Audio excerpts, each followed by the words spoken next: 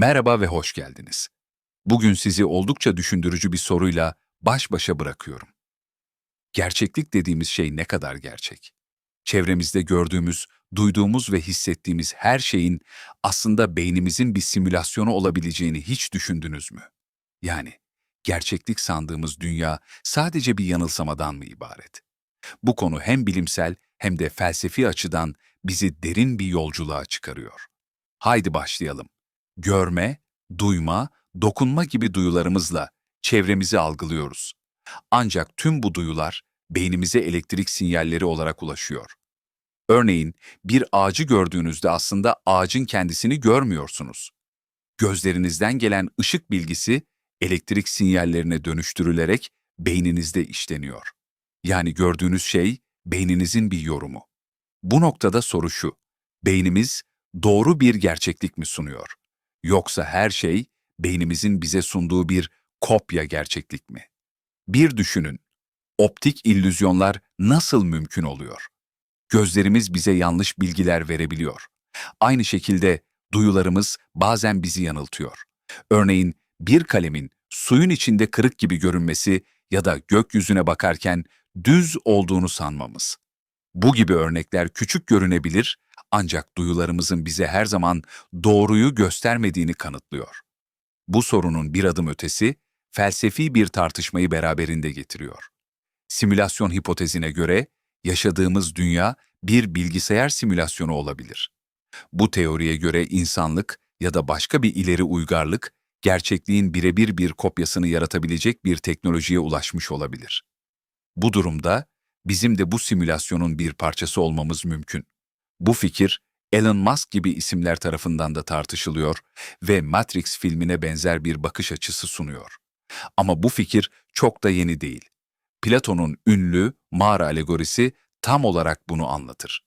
Mağaradaki insanlar sadece gölgeleri görürler ve bunları gerçek zannederler. Ancak biri dışarı çıktığında aslında gördüklerinin yalnızca bir yansıma olduğunu fark eder. Aynı şekilde biz de bir mağarada yaşıyor olabilir miyiz? Modern bilim de bu konuda oldukça ilginç bulgular sunuyor.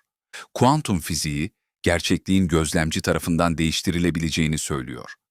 Ünlü çift yarık deneyinde bir parçacığın davranışı gözlemlenip gözlemlenmediğine göre değişiyor.